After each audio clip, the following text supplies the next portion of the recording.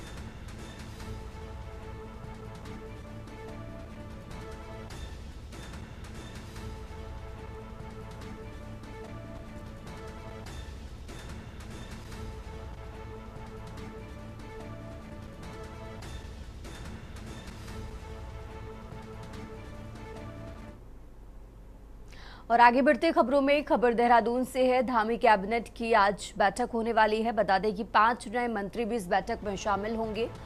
तो इस बैठक में परिवहन, शिक्षा, वन जैसे प्रस्तावों पर फैसले होंगे। धामी सरकार की कैबिनेट बैठक आज होने वाली है और इस बैठक में परिवहन, शिक्षा, वन जैसे प्रस्तावों पर फैसले लिए जाएंगे। तो देहरादून से ये बड़ी खबर आपको बता रहे हैं। धामी सरकार की कैबिनेट बैठक आज, इस बैठक में कई महत्वपूर्ण प्रस्तावों पर फैसले होंगे। तो धामी कैबिनेट की आज बैठक होने वाली है। देहरादून से खबर आपको बता रहे हैं। परिवहन, शिक्षा, वन जैसे प्रस्तावों पर फैसले होंगे। बता दें कि 5 नए मंत्री भी जो बनाए गए हैं वो भी इस बैठक में शामिल होंगे।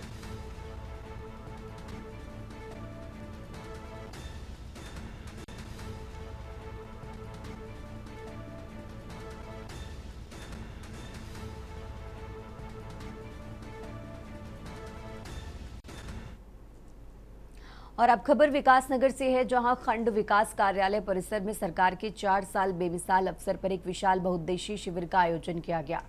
इस शिविर में स्थानीय विधायक मुन्ना सिंह चौहान और उप जिलाधिकारी विनोद कुमार शामिल हुए। विधायक मुन्ना सिंह चौहान ने सरकार की जन कल्याणकारी योजनाओं की उपलब्धियां गिनाते हुए कहा कि सरकार का लक्ष्य अंतिम छोर तक बैठे व्यक्ति तक विकास का लाभ पहुंचाना है।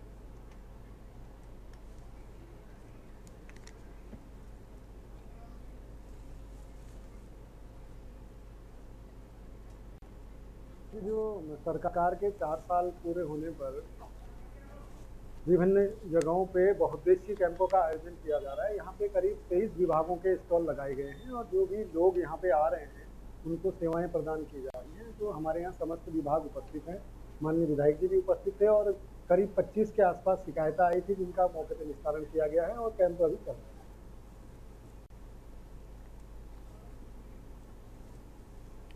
और आगे बढ़ते खबरों में अमेरिका, इजराइल और ईरान के बीच युद्ध का सीधा प्रभाव आम जीवन पर, आम लोगों के जीवन पर भी देखने को मिल रहा है। हल्द्वानी में होटल और ढाबे सहित street food vendor commercial cylinder ना मिलने की वजह से बेहद परेशान हैं। कारोबारी व्यापार मंडल के प्रतिनिधियों के साथ सिटी मजिस्ट्रेट से भी गुहार लगा चुके हैं कि उन्हें अपना परिवार चलाने के लिए व्यवसाय चलाना बेहद जरूरी है, लेकिन गैस के सिलेंडर के अभाव में धीरे धीरे करके धंधा बंद होने की कगार पर है।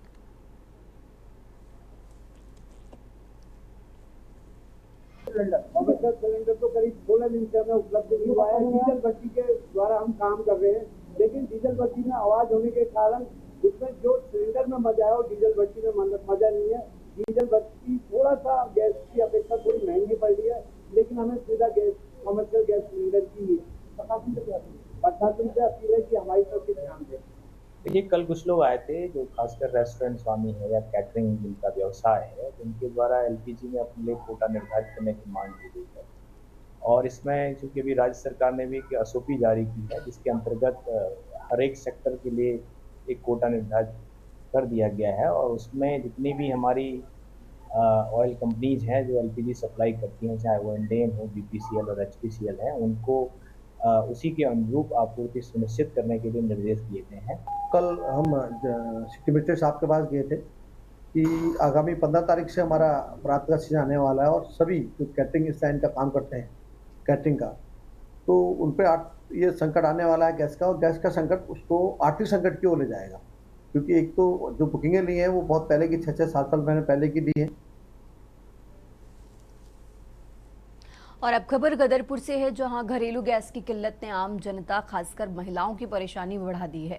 गैस सिलेंडर की सप्लाई ठप होने से नाराज महिलाएं देर रात 3 बजे से ही लंबी लंबी कतारों में खड़ी होने को मजबूर हैं। गदरपुर के गूलर भोज में गैस को लेकर उपभोक्ताओं में जबरदस्त आक्रोश देखने को मिल रहा है।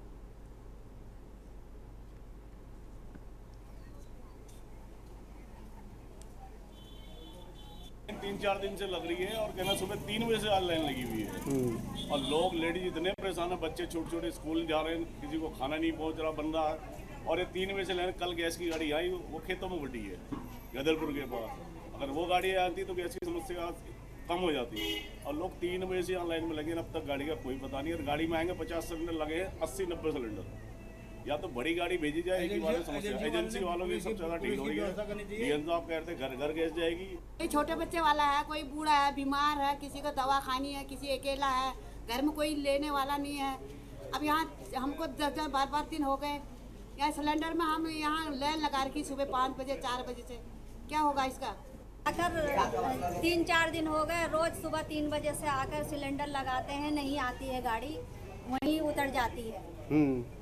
छोटे छोटे बच्चे हैं, छोड़ कर आते हैं, उसके बाद में भी काम धाम वाले हैं, नहीं हो पाता है, बाल बच्चे ऐसे भूखे रह जा रहे हैं सिलेंडर के बगैर।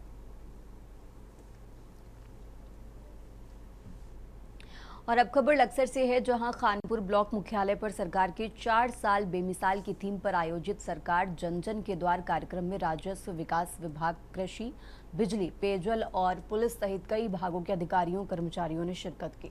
इस दौरान खानपुर क्षेत्र की 23 पंचायतों से आए ग्रामीणों ने अधिकारियों के समक्ष अपनी समस्याओं को भी रखा। देखिए, आज ब्लॉक खानपुर में जन जन की सरकार और सरकार के 4 साल बेमिसाल के उपलक्ष्य में बहुउद्देशीय शिविर का आयोजन किया गया है। इसमें आम जनमानस ने और खासकर मातृशक्ति ने बढ़ चढ़कर हिस्सा लिया है और यहाँ पर विभिन्न विभागों के स्टॉल लगाए गए हैं और जो भी जन कल्याणकारी योजनाएं हैं उन सबकी जानकारी सभी जो यहाँ पर आई जनता है उनको दी गई। देखिए, जो सरकार के कार्यक्रम है 4 साल बेमिसाल, इसमें पहली बात तो जानकारी दी कि सरकार ने 4 साल में कौन कौन से अहम जो कार्य करे हैं यहाँ मतलब लोगों के हित के लिए, एक तो उनकी जानकारी देगी। दूसरी बात, हमारे जो कम से कम 20 स्टॉल विभिन्न उसके लगे हैं ताकि लोगों को जानकारी मिले कि सरकार द्वारा क्या क्या लाभ उन्हें मिल सकता है।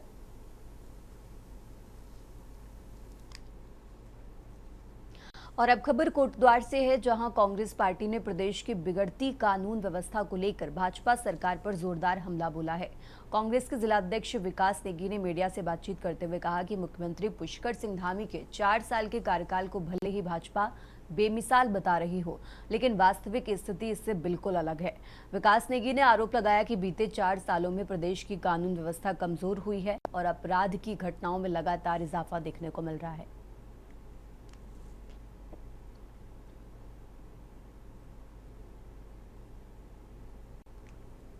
4 साल हम तो कहेंगे फेल सरकार इसलिए कहेंगे, लगातार चाहे हम लॉ एंड ऑर्डर की बात की जाए, चाहे हम खनन की बात की जाए, चाहे आबकारी, लगातार आप देखिए पूरे सारे कहीं ना कहीं एक आम आदमी को सबसे पहले अगर हम कहें सरकार का सबसे मूल कर्तव्य जो होता है वो है आम नागरिक की सुरक्षा। तो वहाँ पर सरकार सबसे पहले फेल हो चुकी है और वो विभाग माननीय मुख्यमंत्री जी के पास खुद है।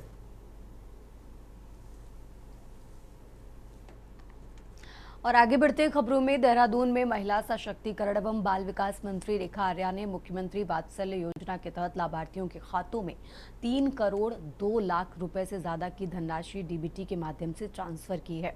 उन्होंने बताया कि इस योजना के अंतर्गत कोविड-19 काल में अपने अभिभावकों को खो चुके बच्चों को हर महीने 3,000 रुपए की आर्थिक सहायता दी जाती है।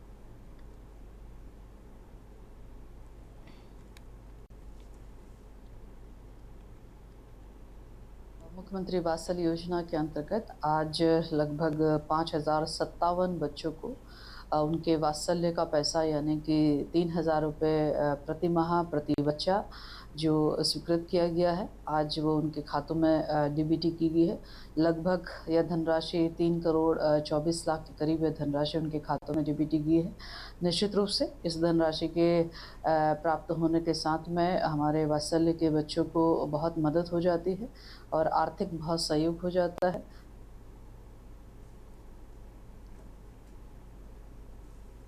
और अब रुक करते हैं अगली खबर का। उत्तराखंड की पूर्व कैबिनेट मंत्री और हल्द्वानी विधायक सुमित हरदेश की माता इंदिरा हरदेश के 85वीं जयंती के मौके पर कांग्रेस स्वराज आश्रम में उन्हें श्रद्धांजलि अर्पित की गई। इस दौरान नेता प्रतिपक्ष यशपाल आर्य ने राज्य और हल्द्वानी के विकास में इंदिरा जी के योगदान को याद करते हुए कहा कि उत्तराखंड की राजनीति में इंदिरा जी का कोई सानी नहीं है तथा उनके द्वारा किए गए विकास काम आज भी जनता द्वारा याद किए जाते हैं।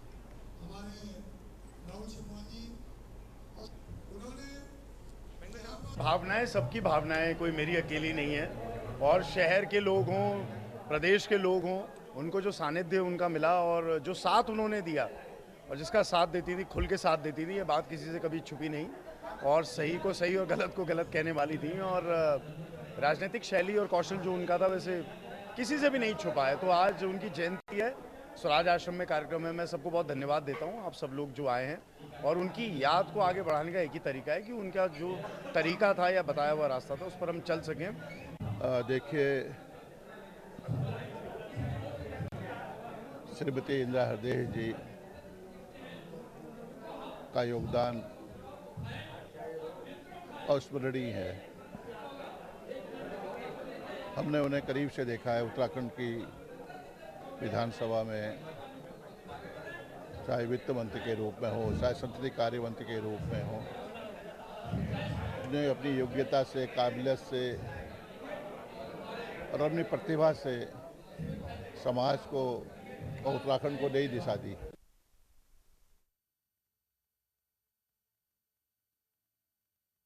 जमानतियों के नेटवर्क का खुलासा होने के बाद बड़ा घटनाक्रम सामने आया है, जहां पुलिस अभिरक्षा में एक अभियुक्त की मौत हो गई। रोशनाबाद स्थित जिला एवं सत्र न्यायालय में सुनवाई के दौरान फर्जी जमानत का संगठित नेटवर्क उजागर हुआ था, जिसके बाद कोर्ट के आदेश पर 4 आरोपियों के खिलाफ मुकदमा दर्ज कर उन्हें पुलिस ने हिरासत में लिया।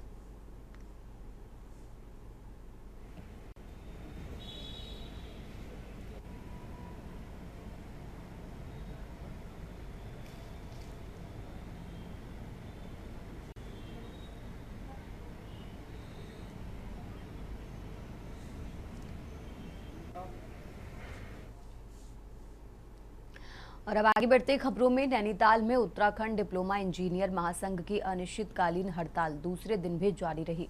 महासंघ ने 27 सूत्रीय लंबित मांगों के समाधान न होने के विरोध में हड़ताल शुरू की है। मंडल अध्यक्ष SS टंगवाल ने बताया कि कनिष्ठ अभियंताओं की वेतन विसंगति दूर करना, पदोन्नति में ठहराव समाप्त कर डिप्लोमा इंजीनियरों को न्यूनतम 3 पदोन्नति देना और उत्तराखंड पेयजल निगम एवं जल संस्थान का एकीकरण उनकी प्रमुख मांगों में शामिल है। हमारी कल शासन में वार्ता भी थी और हमारी वार्ता विफल हो चुकी है। शासन द्वारा फिर भी हड़ताल यहाँ पर अपनाई जा रही है। हमारी मुख्य मांगे हैं, हम कह रहे भाई 2006 से हमारे साथी को 4600 ग्रेड वेतन दें आप, क्योंकि आपकी जो कमी थी वो जो शासन के द्वारा ही जो हमारे ड्राफ्टमैन थे उनको 4600 ग्रेड पे 2002 से दिया जा रहा था और हमारे कनिष्ठ अभियंता थे उनको हम 2006 से 4600 की मांग कर रहे हैं और हमारे जो प्रथम ACP 10 साल है 5400 पूर्व से भी दी जा रही थी, लेकिन हम वर्तमान में कह रहे हुए हमारे 2014 के बाद वाले जो भी हमारे साथी इस विभाग में आए हैं उनको ये प्रथम ACP के रूप में 5400 ग्रेड पे दिया जाना है। फिलहाल यहाँ रुकते एक छोटे से ब्रेक के लिए। ब्रेक से वापस आ चुके हैं, रुक करते हैं खबरों का। नैनीताल स्थित उत्तराखंड हाईकोर्ट में महिलाओं के लिए खोले जाने वाले कॉलेजों की भूमि पर मिलने वाली 50% छूट के मामले पर दायर जनहित याचिका पर सुनवाई हुई। सुनवाई के बाद खंडपीठ ने सचिव उच्च शिक्षा को निर्देश दिया कि इस संबंध में पहले भेजे गए पत्रों पर 8 सप्ताह के भीतर फैसला लिया जाए। याचिकाकर्ता ने कोर्ट को बताया कि पहले निदेशक उच्च शिक्षा ने 2 बार पत्र भेजकर ये कहा था कि भूमि मिलने पर मिलने वाली छूट नहीं मिल रही है, जिससे महिला कॉलेज खोलने में दिक्कत आ रही है।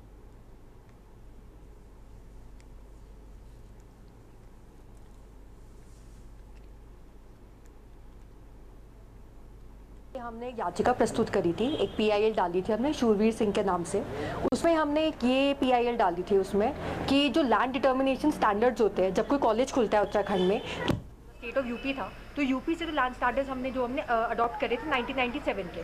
उसके बाद यहाँ पे रिवाइज होते हैं वो लैंड अमेंडमेंट स्टैंडर्ड। तो जितने भी जब लैंड डिटर्मिनेशन स्टैंडर्ड जब वो होते रहे तो उसमें एक क्लॉज उसमें सब में था कि अगर कोई वुमेन का कोई कॉलेज खोलेंगे हमारी स्टेट में तो उसमें 50% लैंड डिटर्मिनेशन स्टैंडर्ड्स का रिलैक्सेशन है कि जैसे मैं देती हूँ अगर 10,000 स्क्वायर किलोमीटर का इन्होंने दे दिया कि इसमें खोलना है तो लड़कियों को 5,000 स्क्वायर किलोमीटर खोल सकती थी वो अपना कॉलेज।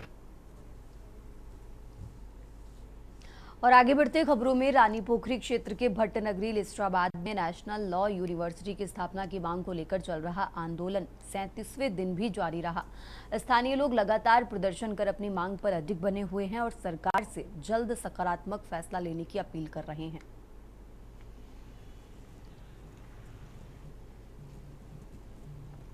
मैं समझती हूँ कि बहुत पहले पूर्व मुख्यमंत्री त्रिवेंद्र सिंह रावत जी द्वारा घोषणा की गई थी कि यहाँ पर विश्वविद्यालय बनेगा लॉ का, लेकिन वो नहीं बन पाया। जनता में बहुत आक्रोश है और हमारी समझ ये नहीं आता, जब जिन मुख्यमंत्री ने इसकी घोषणा की है लोगों में बहुत उत्साह था, लेकिन आज उन्हीं की सरकार है, उन्हीं के मुख्यमंत्री हैं और फिर भी इस कार्य को नहीं किया जा रहा है। हम धरातल पर इस कार्य को देखें तो अभी ज़मीन का ही आता पता नहीं है कि कहाँ पर बनेगा। जहाँ पर ये बोला था कि बनाई जाएगी वहाँ भी विवाद चल रहा है और जनता बहुत आक्रोशित है। और मैं कहती हूँ कि एक आस सी जगी थी कि हमारे इस ग्रामीण क्षेत्र में जो ये पूरी न्याय पंचायत रानी पोखरी है, इससे लगता हुआ न्याय पंचायत थानों है जिसमें 40-42 गांव है। रानी पोखरी में बहुत सारे गांव हैं। लोगों में एक उम्मीद जगी थी, गरीब में एक उम्मीद जगी थी, माताओं में उम्मीद जगी थी, नवयुवकों में उम्मीद जगी थी कि जिसका बच्चा बहुत टैलेंटेड है और जो लॉ की तरफ उसकी पढ़ाई का मन था, कानूनी विशेषज्ञ बनना चाहता था, उसके लिए ये दुर्भाग्य रहा है कि यहाँ पर नहीं बन पा रहा है। और बन जाता तो हर किसी को रोजगार मिलता। पोखरी में उत्तराखंड जो राष्ट्रीय विधि विश्वविद्यालय लॉ यूनिवर्सिटी 22 अप्रैल 2019 को स्वीकृत हुई थी, उसकी बाकायदा ये उसकी राजज्ञा निकली है। 22 अप्रैल को शासनादेश गजट नोटिफिकेशन हुआ है इस यूनिवर्सिटी का और उसमें के तत्कालीन मुख्यमंत्री जो इस क्षेत्र से विधायक भी थे त्रिवेंद्र रावत जी के द्वारा इसका शिलान्यास किया गया। ये पहला अवसर है कि आज 2019 में गजट नोटिफिकेशन होता है। उत्तराखंड की खबरों में फिलहाल इतना ही। आप देखते रहिए के न्यूज़ इंडिया।